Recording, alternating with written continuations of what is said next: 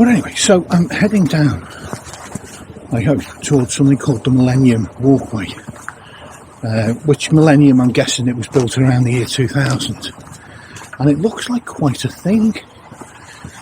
So before I leave New Mills, which I think might be tomorrow, I'm just going to nose down here.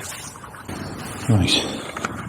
So this is where you park, obviously, to visit the walkway. Paying something, paying display or just paying. And there's even a bike section. So obviously you go down here, this must be it. Torvale Mill. Anyway, so down here, oh look, there's a little railway tunnel above. It's just really sort of, I'm not going to say unusual, you know. This is Derbyshire with you know, hills, old canal and rail infrastructure and so on. So it's not unusual, but we've got the archway of a rail tunnel going through the hill over there. And sort of immediately above it, the road, obviously, here in the foreground, this square chimney, and what was a mill, clearly, and is currently a tourist attraction. And I have to say, personally, not attracting me. And right down below, you can just now see the walkway, the start of the walkway, and the River Goyt tumbling along. And it runs back behind me right down there.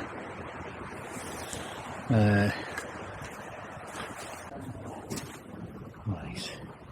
So to get through, you step. It's a little left turn. There's the mill, offices and stuff. Entry. It must be pay to get in, but I'm not being a cheapskate. I'm not interested really. Not today anyway. Not with the co-op awaiting me. So you walk down this little steep path, and we're going to go across the river now, and obviously the remains of some of the mill buildings alongside the river.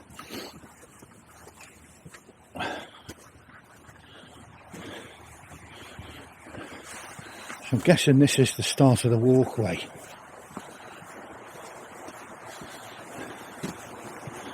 This little bridge, footbridge. And you know, it's a bigger and more impressive sight than it appears as you walk down. And there's a rougher footpath runs alongside the river. But I'm going to turn, not going to go that way, I'm going to turn right and walk along here. But look at that.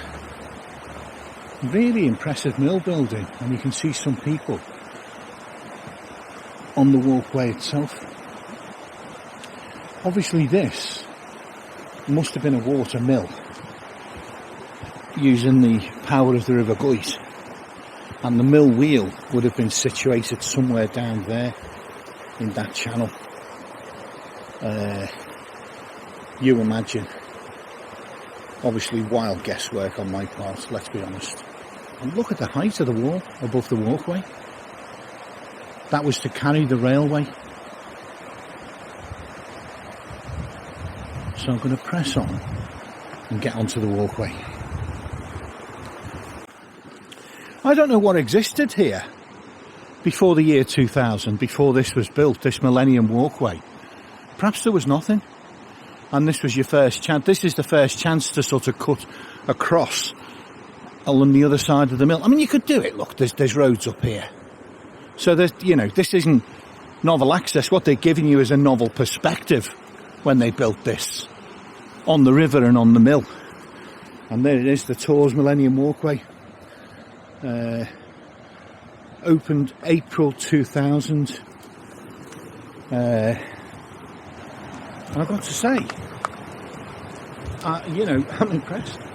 Making sure there's no one behind me. It really is quite a sight, this. I know I'm Captain Obvious saying this, but it really is. This is not. This is quite a sight. What a great idea this was. I'll give you a sort of a a 360 now that we're onto the walkway. That's the view back. Obviously down the river there, the bridge.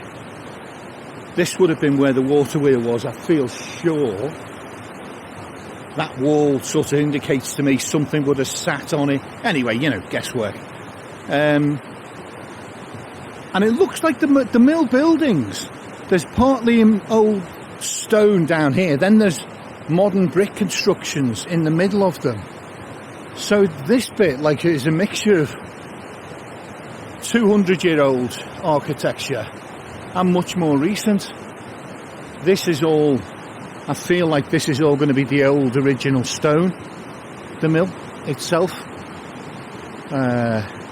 And it's funny, quite often, and it only just occurred to me, quite often it doesn't occur to us to consider the fate and the lifestyles and the lives of the people who laboured in these places for so many years from a very young age. This would have been one of the original dark satanic mills. It wouldn't have been very dark because of all the windows, and I'm not sure exactly how satanic it really was, but going in there at the age of 7 or 8 to scuffle around underneath a giant mill machine, not your ideal starter job, is it? Let's be honest. So I don't know whether that's natural or it's been constructed. Yeah, it's been constructed. That kind of weir waterfall thing, that's artificial. Perhaps this is where the water wheel was. I should rename this guesswork archaeology. Total guesswork, blag archaeology and industrial heritage. It is majestic. Genuinely. I know its purpose wasn't, potentially. But it's grand. And I don't mean grand in a northern sense. It's grand. I don't mean that. Right. Time to crack on. I'm impressed with the building, but this walkway is great. It's just lovely. And also, by the way, some original buildings down here. I don't know what that would have been, but there are steps leading down through a now ruined building on this side of the river. And there's the writing that I can't quite read. And you can see now the brickwork under the water. I mean, it's obviously an artificial creation. Even a muppet like me can see that. A little bit of history, because I happen to have stumbled across this thing. And so it's Rock Mill. This is the, well, I'm standing in the ruins of Rock Mill, it says. And as if to sort of prove it, little sign up there. And it's a hell of a way up. This is such a deep valley. Look how high that is. It's effectively a cliff above the river. And some high walls on top of that. And it runs all the way around the river valley. So presumably this must be like erosion. Erosion's made the river eat its way down to such a low level. Even I can remember that from school, geology or geography as it was. But yeah, built in 1790, around 1790. And it was known as Crowther Mill originally, water-powered cotton spinning mill, the sign says. This isn't me, I'm not, you know, this is the sign. I'm not blagging that I got this info to hand. Well, yeah, around 1790. So I wasn't too far off. 230 odd years. And it still looks really solid, to be honest. They did build things properly. And all the cotton stopped. And it became a printworks in 1829. And then in 1872, paper. And it was abandoned in 1884. So, barely 100 years after this thing, this enormous effort was made to construct this in 1790. Barely 100 years later, well, almost 100, it was abandoned. and fell into disrepair. So when we think of our dark satanic mills, it was already over, certainly here anyway, by 1885. Britain's industrial death and decline started, you know, at the end of the 19th century, didn't it? Now, I just want to correct something. I'll leave my original blathering in, just to show you that even I occasionally can be wrong. The mill I was talking about, that closed, fell into disrepair in 1884, is this one. The ruins that I'm standing in. The one opposite, it says, was built around the same time, 1788, so slightly earlier that one was built. But it was still in use until well into the 1940s. And that means that building had been in use in some manufacturing capacity or other for over 200 years, which it says here makes it the longest continuous mill manufacturing site in England. There's nowhere else in this country that continuously worked for so many years, which I've just realised repeated exactly what they said with more words. Anyway, now it's time to make the sort of the walk up.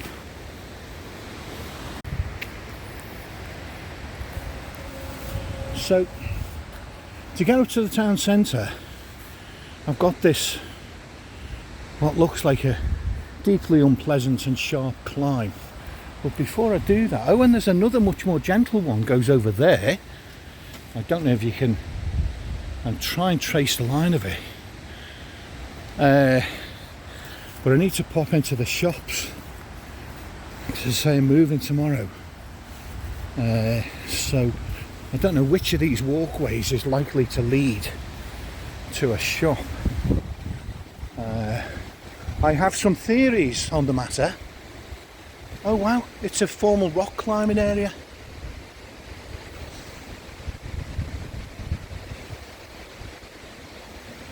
Well.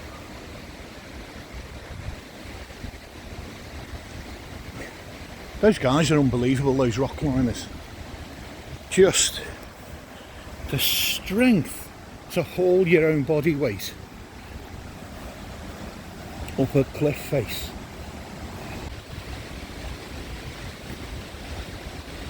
It's genuinely, this is a cracking little place and really interesting. Look at this, look, it must have been some kind of furnace, mustn't it? There's a huge chimney rises up, perhaps 100 feet or so. I don't know. And obviously behind me is the railway viaduct, way up there. The arches. And I want to have a quick nose down here, because Dave, when we walked up on the bridge, and Dave said there's a hydroelectric thing. So here's a weir, an overfall or whatever. There's the other footbridge that goes towards the co-op, I remember. There's a crossed over there.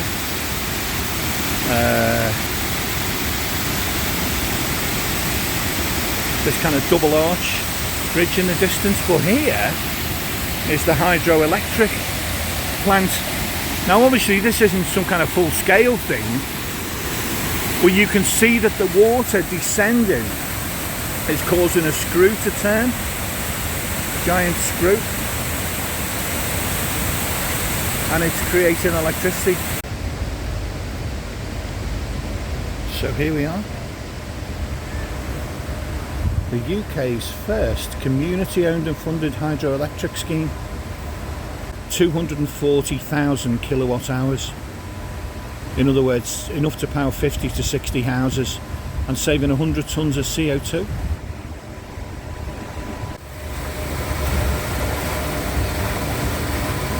So the water comes in underneath here, and just the force of the water falling down this short slope of maybe 20 feet is enough to force this wheel around.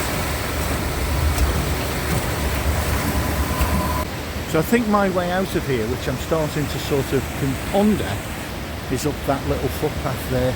So I need to go back on myself, and you can see traffic just going over the road up ahead. Here we go. We're on the site of Tor Mill.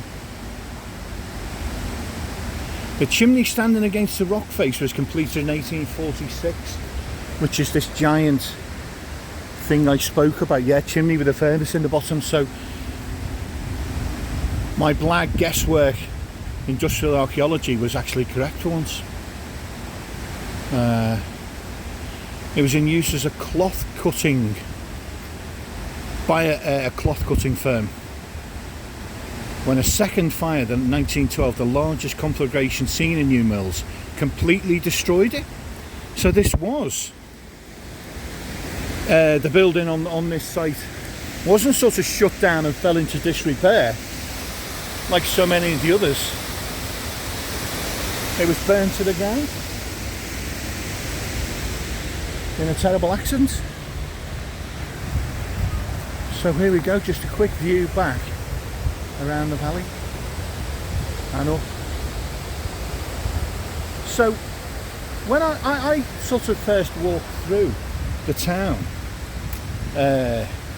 I speculated about the name being derived from New Mills, being derived from mills that were new 230 odd years ago. And so yeah, I feel like maybe this is where the name New Mills came from. More wild but accurate guesswork on my part. And you wouldn't think now, you know, and you look at this lovely valley with the river running through peacefully, sort of noisily but peacefully underneath, and these impressive cliffs, rock faces on either side.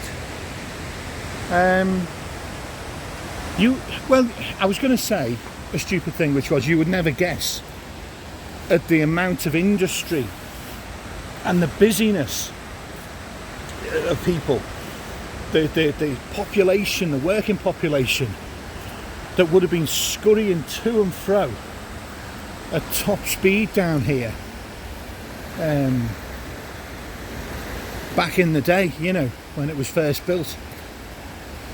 It just feels, I guess what I'm driving at here is that I'm sure its feel today is very, very different from what you would have felt and experienced here 200 years ago.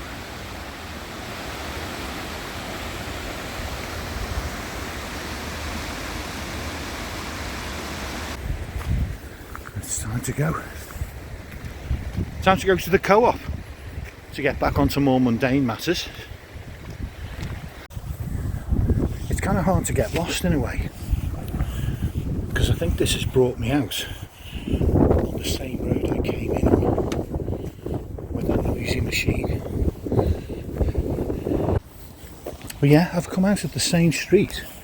I wasn't sure if that would happen, but there is the Swizzles factory. Obviously another old mill. You know, I talked about new mills and there could be more mills, and obviously I was completely forgetting about the one that I've been more next to for a week, which is that bugger over there. Right, where's that bloody shop?